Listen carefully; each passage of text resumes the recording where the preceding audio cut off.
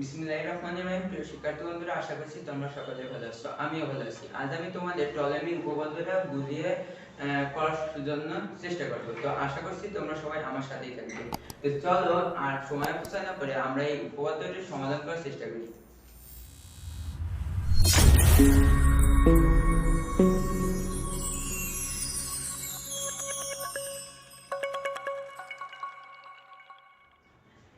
তো টলেমির উপপাদ্যটা মূলত কি, এটাই হলো বিষয়। টলেমির উপপাদ্যটা হলো বৃত্তের অন্তর্লিখিত কোনো চতুর্ভুজের কর্ণদ্বয়ের অন্তর্গত আয়তক্ষেত্র এর বিপরীত বাহুদ্বয়ের আয়তক্ষেত্রের সমষ্টির সমান।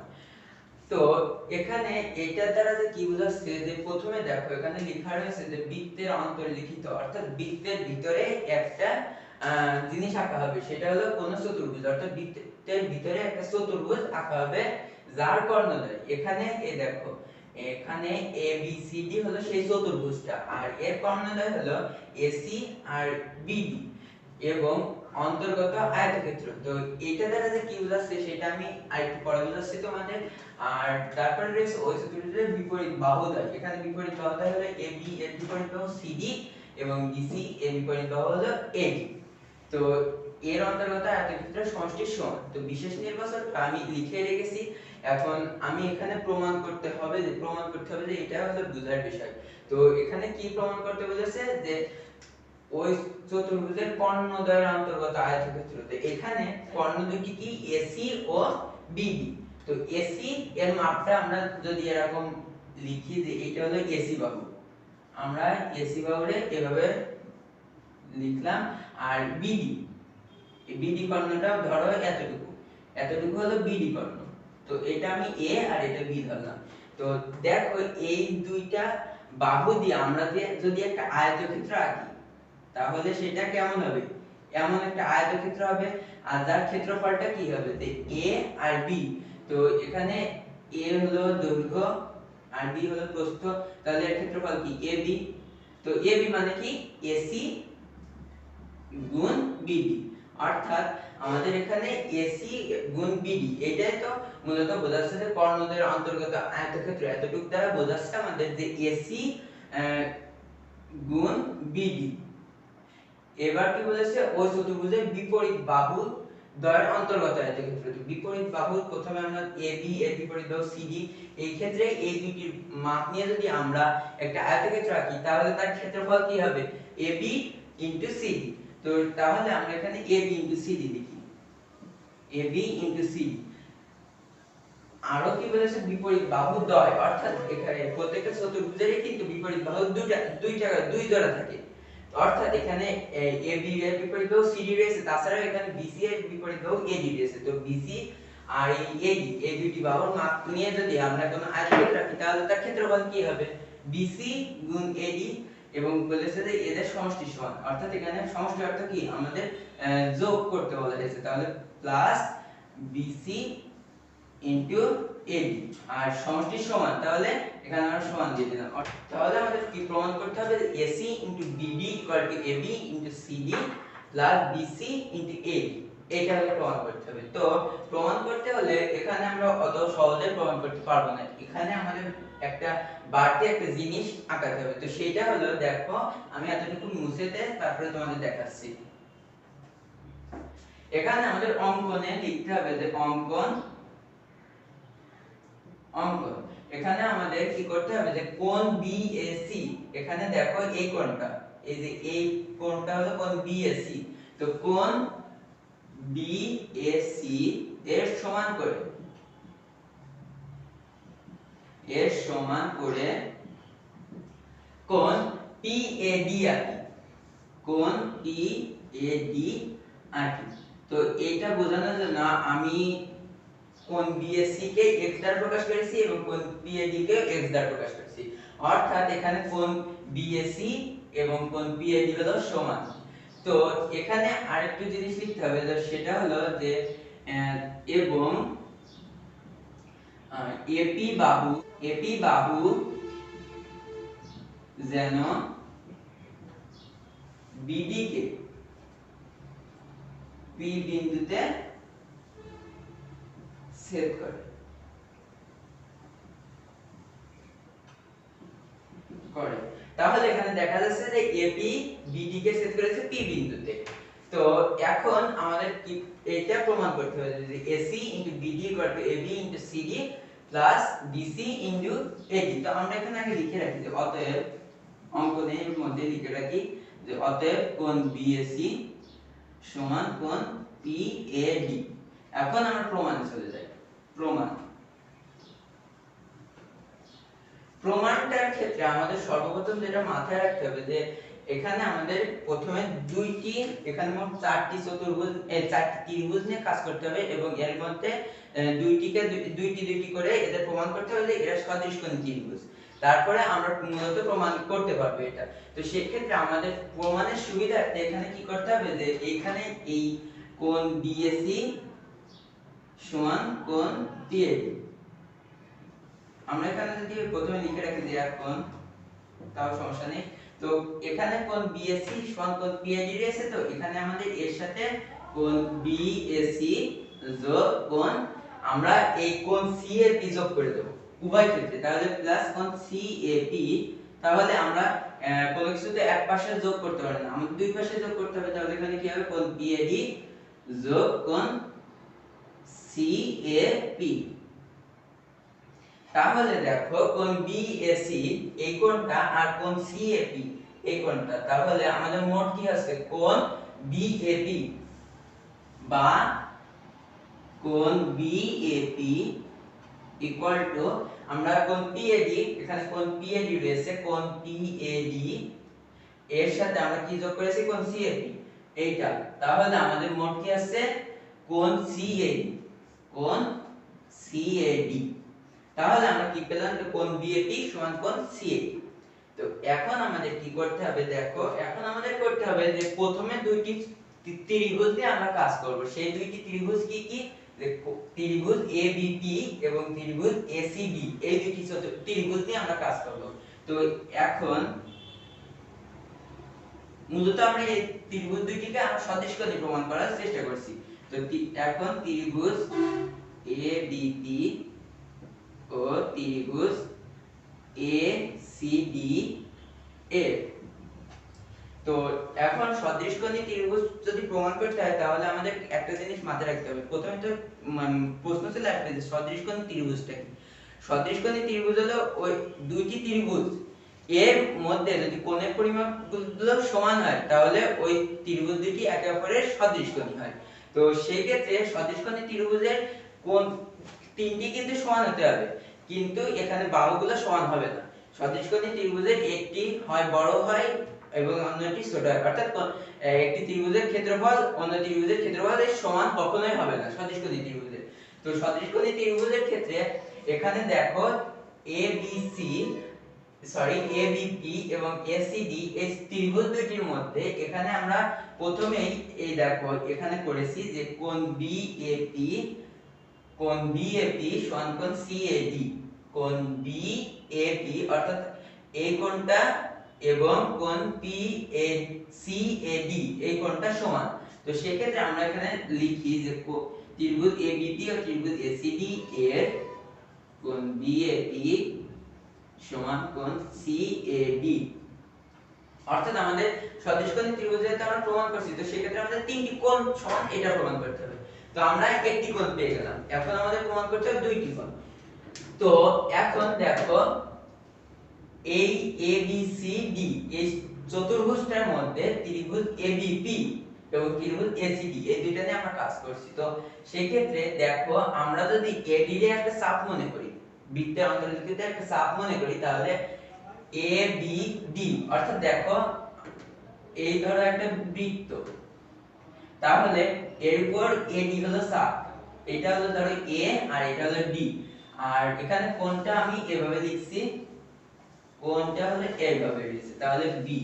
তাহলে দেখো এখানে এডি চাপের উপর কোণ এবিডি অবস্থিত, অর্থাৎ এখানে দেখো বিএডি কোণ এবিডি হলো একটা বৃত্তস্থ কোণ। তো আবার একটা জিনিস দেখো এখানে কি রয়েছে এসিডি।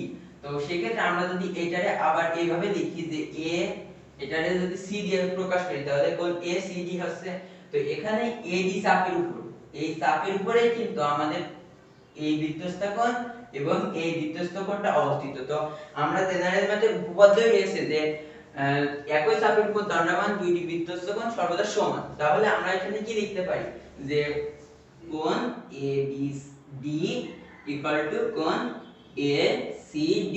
যেহেতু এখানে AD চাপের উপর ABD এবং ACD একই হলো বৃত্তাংশ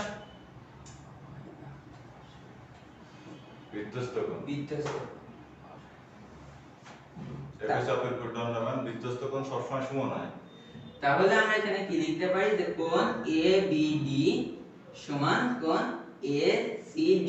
তো আমি এখানে যেটা করলাম যে AD চাপের উপর ABD এবং ACD হলো বৃত্তস্থ কোণ। তো আমরা এখানে কারণটা আমরা এখানে যেহেতু দিয়ে লিখতে পারি, অর্থাৎ এখানে আমরা সাইড নোটটা লিখে দিচ্ছি যে যেহেতু AD চাপের উপর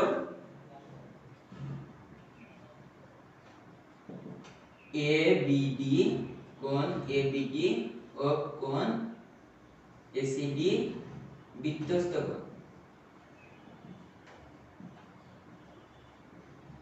তো আমি যদি এই সাইড নোটটা না লিখি তাও সমস্যা নেই, যদি লিখি তাও সমস্যা নেই। তো এখানে দেখো আমি বোর্ডটাই করছি, তো সেই ক্ষেত্রে আমাদের এতটুকু জায়গায় কারণে দেখাচ্ছে পরবর্তীতে আমার লিখতে সমস্যা হবে, তো সেই ক্ষেত্রে আমি পরবর্তীতে এতটুকু মুছে দিতে পারি। এবার আমরা কি করব, পরবর্তী ধাপে আমাদের একটা জিনিস জানতে হবে যে আমরা সবাই জানি যে একটি ত্রিভুজের তিন কোণের সমষ্টি হলো 180 ডিগ্রি।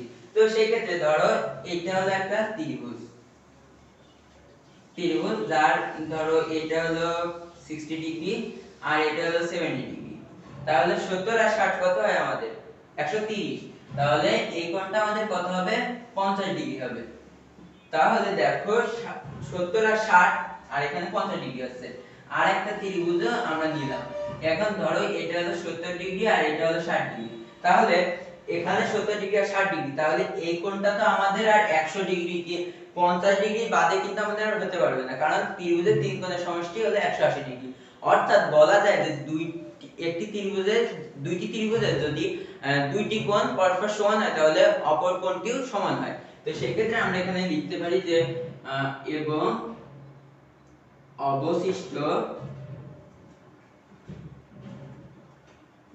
কোণ, এখানে অবশিষ্ট আমাদের কোন কোণটি রয়েছে যে APB, কোণ APB সমান অবশিষ্ট কোণ ABC।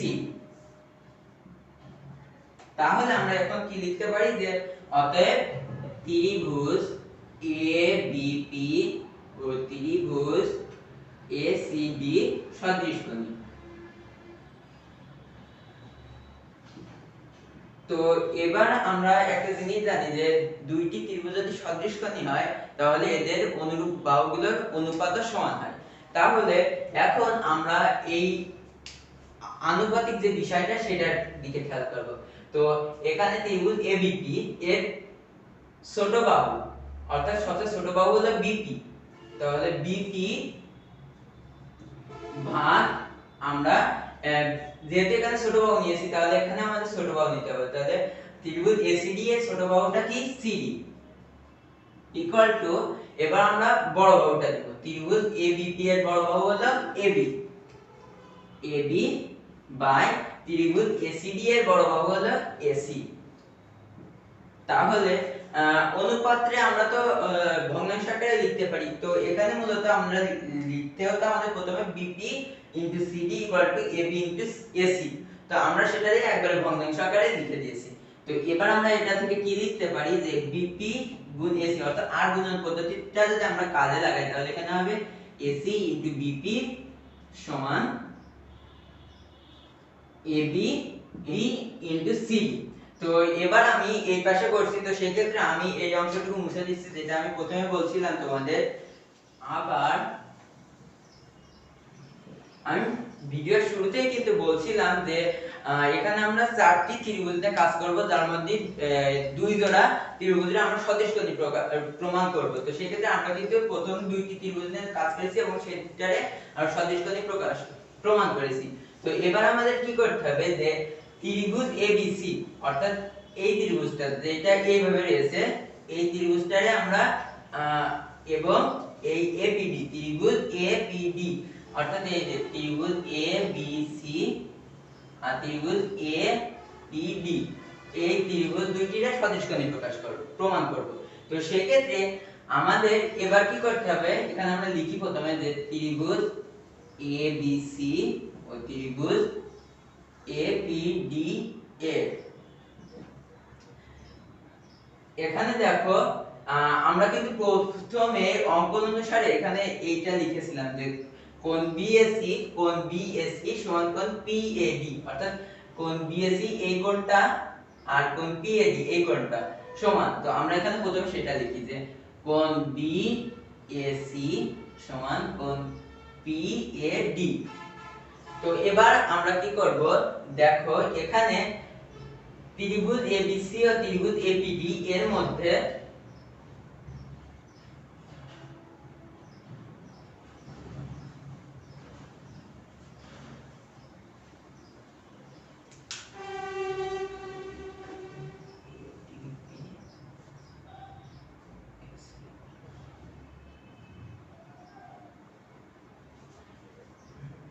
তো এখানে দেখো এখানে আমাদের আবার কিন্তু সে বৃত্তস্থ কোণের বিষয়টা চলে আসছে। তো বৃত্তস্থ কোণ আমরা কি বলছিলাম যে কোন বৃত্তের পরিধির উপর যে কোণটা অবস্থিত সেটা হলো বৃত্তস্থ কোণ। তো বৃত্তস্থ কোণটা আমরা পরিধিস্থ কোণটাও বলতে পারি। তো সেই ব্যাপারটা যাক, এখানে ধরো আমরা এবি চাপটা ধরছি, এবি আমি এখানে বৃত্তটা আঁকিয়ে পূর্বের মতো দেখিয়ে দিই তোমাদের। ধরো এবি চাপটা আমি ধরছি, এটা হলো এ আর এটা হলো বি। এবার এসি আমি এখানে সি আঁকাচ্ছি আর এখানে এটা হলো ডি আর এখানে পি রয়েছে আমাদের, সেটা থাকুক বা না থাকুক এটা আমাদের অত বোঝার বিষয় না। তো সেই ক্ষেত্রে আমি ধরেছিলাম কি এবি চাপ, এবি চাপের উপর দেখো এসিবি একটা বৃত্তস্থ কোণ আবার কোণ এডিবি একটা বৃত্তস্থ কোণ। তাহলে আমরা কি লিখতে পারি যে কোণ এসিবি এবং কোণ এডিবি সমান কোণ এসিবি সমান কোণ এডিবি। তো এখন দেখো আমরা যেহেতু ত্রিভুজ এপিডি নিয়ে কাজ করছি, আমরা কিন্তু ত্রিভুজ এপিডি এইটা নিয়ে কাজ করছি। তো সেই ক্ষেত্রে আমাদের কিন্তু এডিবি যদি লিখি তাহলে সেটা কিন্তু এই ত্রিভুজের বাইরে চলে আসছে। তো সেই ক্ষেত্রে আমরা এখানে বি লিখতে পারবো। তো বি যদি না লিখতে পারি তাহলে আমরা এখানে কি করব, দেখো এই বাহুটাকে যদি আমরা ছোট করে দিই তাহলে আমাদের কি হচ্ছে ডিবি রে আমরা যদি বি পর্যন্ত না লিখে পি পর্যন্ত বর্ধিত করে দিই তাহলে এখানে আমরা পি লিখে দিতে পারি, কোণ এডিপি। এবার আমি এই অংশ করার ক্ষেত্রে আমি কিন্তু বলছিলাম যে যেহেতু দুইটি কোণ যদি সমান হয় সদৃশকোণী ত্রিভুজে তাহলে অপর কোণটি বাধ্যতামূলকভাবে সমান হবে। তাহলে এখানে আমাদের কি হবে, অবশিষ্ট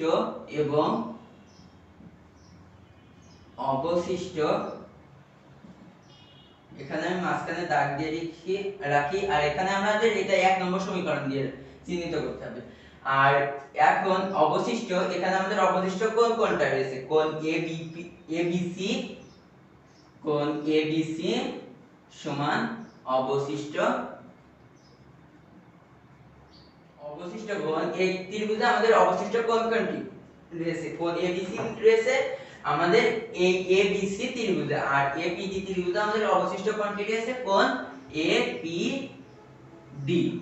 তাহলে আমরা এখন কি লিখতে পারি, অতএব ত্রিভুজ এবিসি ও ত্রিভুজ এপিডি সদৃশকোণী।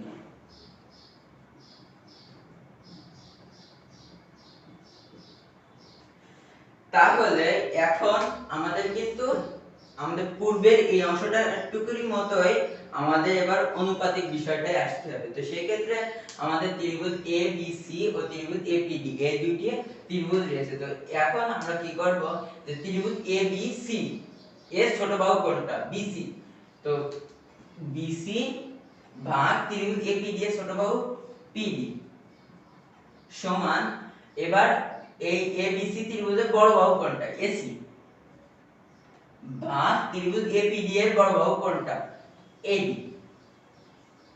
তো এটা আমরা গুণ আকারে লিখি তাহলে এখানে কি হবে, আর গুণন আকারে যদি লিখতে চাই তাহলে আমাদের এখানে কি হবে, এসি ইন্টু পিডি সমান এডি ইন্টু বিসি। এটা আমরা 2 নম্বর সমীকরণ দিই।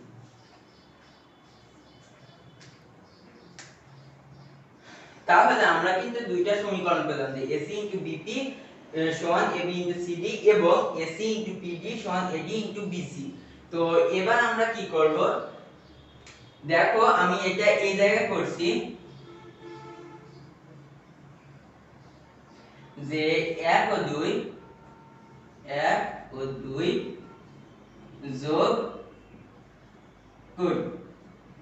তো 1 ও 2 এক নম্বর সমীকরণ কি ছিল, AC into BP, AC into BP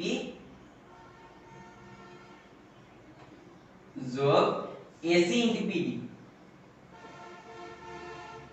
সমান, এখানে আমরা যেহেতু যোগ করছি তাহলে সেই ক্ষেত্রে আমাদের কি হবে, বাম পক্ষের দুইটি রাশি যোগ করতে হবে এবং ডান পক্ষের দুইটি রাশি যোগ করতে হবে। তাহলে এখানে আমরা বাম পক্ষের দুইটি রাশি দুইটি পদ যোগ করেছি। এখন আমাদের AB ইনটু CD এর সাথে ডান পক্ষে AB ইনটু BC যোগ করব, AD ইনটু BC। তো সেই ক্ষেত্রে দেখো এখন AC যদি আমরা এখানে কমন নিই তাহলে এখানে আমাদের কি থাকে, BP প্লাস PD সমান, এখানে আমাদের কি আছে, AB ইনটু CD। তো সেক্ষেত্রে আমাদের কিন্তু এই দেখো AB ইনটু CD হয়ে গেছে এবং BC ইনটু AD। তো BC ইনটু AD টা আমরা সাজিয়ে লিখি, তাহলে এখানে হবে AB ইনটু CD যোগ BC ইনটু AD। তাহলে এবার একটা জিনিস দেখো, BP অর্থাৎ এই এতটুকু আর PD অর্থাৎ এতটুকু, তাহলে BP যোগ PD এর অর্থ কি, আমাদের BD বা AC ইনটু AD সমান AB ইনটু CD যোগ BC ইনটু AD। তাহলে আমাদের কিন্তু উপপাদ্যটা প্রমাণ হয়ে গেল। তো আমরা এখানে লিখে দিই প্রুভড বা প্রমাণিত একটা লিখলেই হলো। তো আশা করছি এই উপপাদ্যটা তোমাদের বুঝতে সমস্যা নেই। তো এই উপপাদ্যটা প্রমাণের ক্ষেত্রে আমাদের যে যে স্টেপগুলো প্রথমে কাজে লাগবে সেগুলো হলো, প্রথমে আমাদের AP একটা বাহু ধরে নিতে আসছে এবং পরবর্তীতে আমাদের মোট চারটি ত্রিভুজ নিয়ে কাজ করতে হচ্ছে। প্রথমে আমরা কি দুইটি ত্রিভুজ নিয়ে কাজ করছি, সেই দুইটি হলো ত্রিভুজ ABP ও ত্রিভুজ ACD এবং পরবর্তীতে আমরা কি দুইটি ত্রিভুজ নিয়ে কাজ করছি, সেই দুইটি হলো ত্রিভুজ ABC এবং ত্রিভুজ APD। তো প্রথম ক্ষেত্রে আমরা ওই ত্রিভুজটার সদৃশকোণী প্রমাণ করছি এবং দ্বিতীয় ক্ষেত্রেও আমরা ত্রিভুজ দুইটির সদৃশকোণী প্রমাণ করছি। তো সদৃশকোণী ত্রিভুজ প্রমাণ করার পরে আমরা যে অনুপাতিক বিষয়টা জানি যে দুইটি ত্রিভুজ যদি সদৃশকোণী হয় তাহলে এদের অনুবাহুগুলোর সমসত্ব সমান হয়। তো সেই ক্ষেত্রে আমরা এখানে বড় বাহু দুই ত্রিভুজের বড় বাহুর অনুপাত সমান দুইটি ত্রিভুজেরই ছোট বাহুর অনুপাত এবং পরবর্তী ক্ষেত্রে সেই কাজটাই করছি এবং পরবর্তীতে এই দুইটি সমীকরণে যোগ করছি। তো সেই ক্ষেত্রে দেখো আমাদের অনেক সহজভাবে এই উপপাদ্যটা আমাদের প্রমাণ হয়ে গেল। তো আশা করছি তোমরা সবাই আমার সাথেই থাকবে। এমন জ্যামিতি কিংবা যে কোনো ধরনের অঙ্ক নিয়ে আমি অবশ্যই ভবিষ্যতে তোমাদের সাথে ইনশাআল্লাহ উপস্থিত হব। তো সবাই ভালো থাকো, সুস্থ থাকো, আল্লাহ হাফেজ।